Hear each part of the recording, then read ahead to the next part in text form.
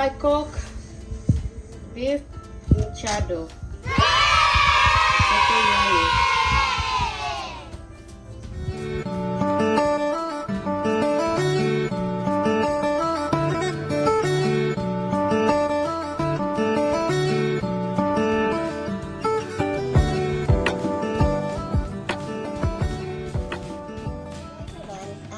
I'm going to cook beef MACHADO tonight.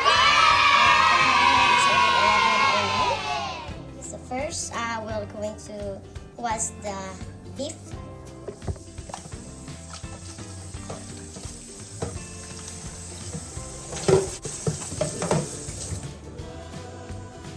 I use this kind of beef because I like this very good meat.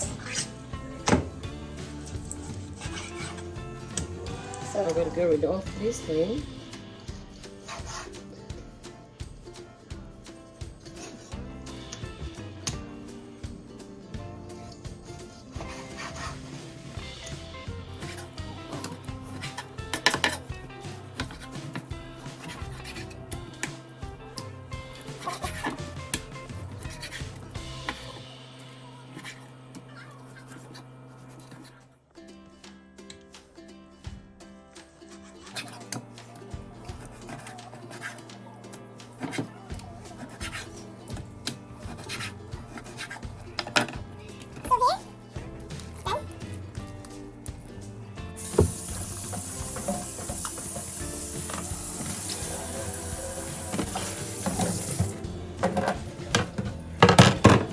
going to put 2 I need to marinate for at least 3 hours to 2 hours the soy and mix it well.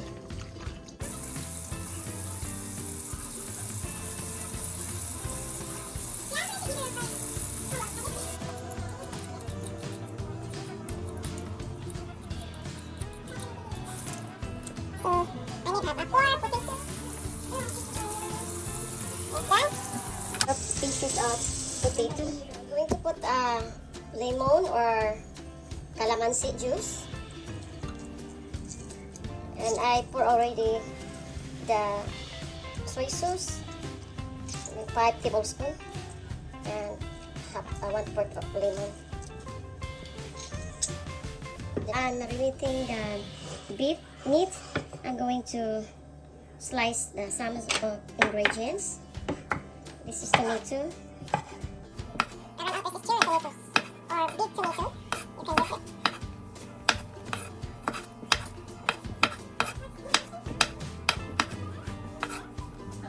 Like you can see that picture of the whole thing. Here, I got the onions. Just 1/2 of onion. Yes, I use 1/2 of onion.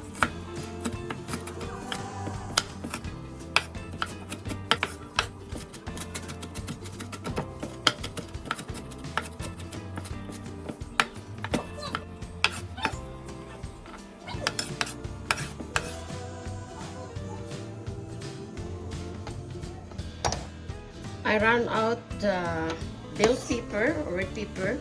This is a pepper too, but small one. I can use this instead, the big one. It's night here, so I have no time to buy. Most of the store is closed.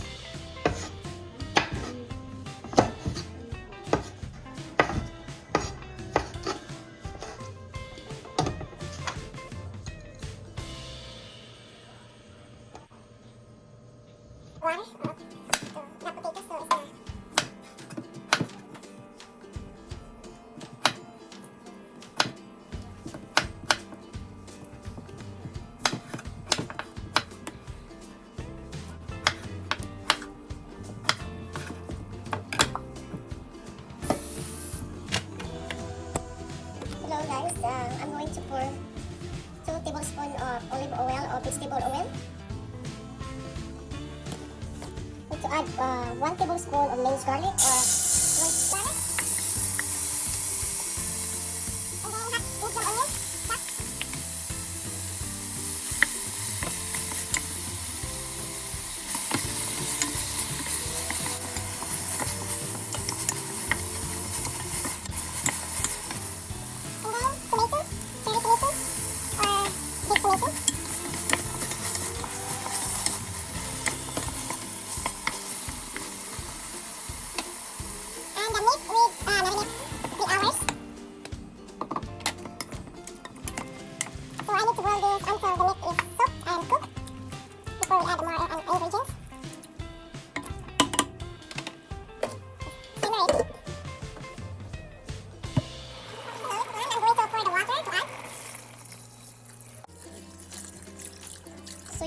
at least 1 hour or 1 hour to 45 minutes.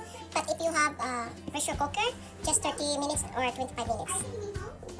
So I'm going to put this 1 tablespoon beef powder.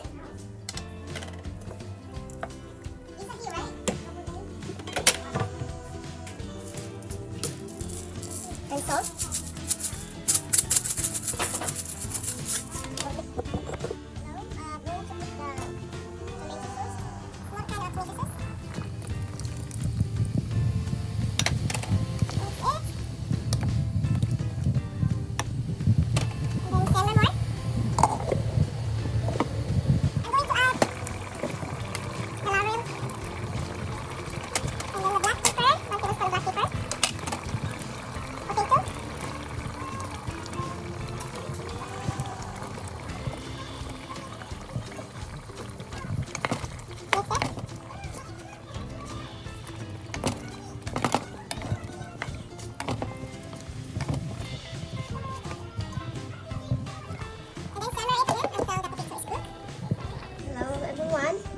Now I'm going to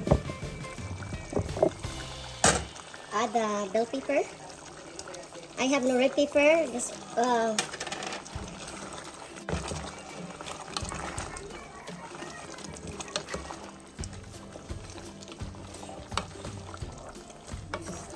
okay. So I need to try. This is a beef machado. Very delicious. Look at that. Super yummy. To those who don't subscribe my channel yet, Asian Cooking with MG and Blog, subscribe, like, leave comment, and share it to your friends. Thank you to those subscribers and to those who support me every my video. Thank you very much. So I simmer it. Simmer it like 3 minutes. Hello everyone, I'm going to check my beef machado here. I need to try. So the potato is cooked. So the food is ready, the meat. So now I'm going to transfer the plate.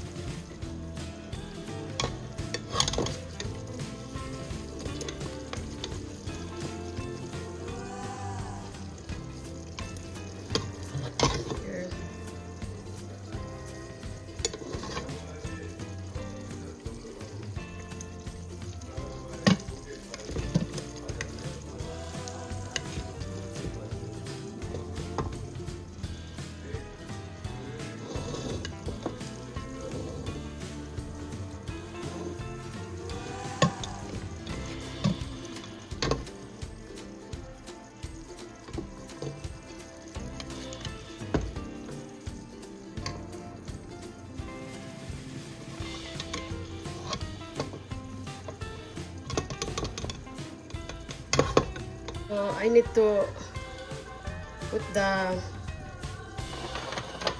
spring onions or scallion.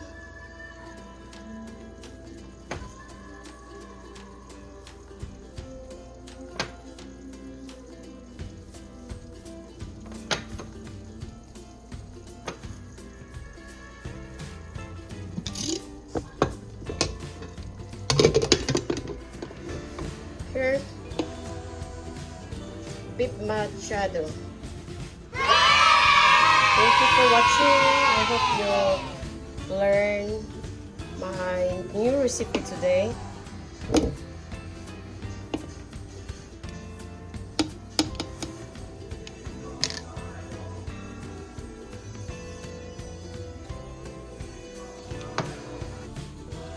That's it.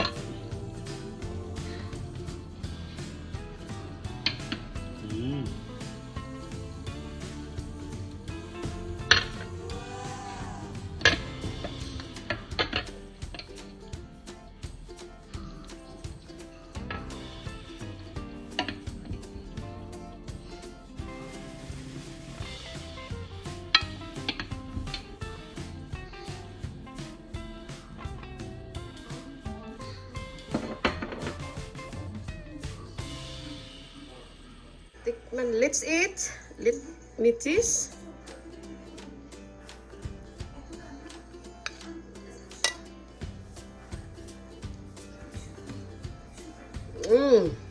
Very delicious.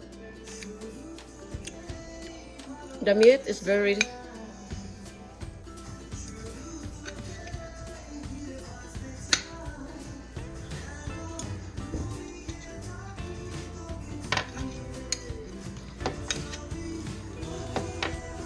okay.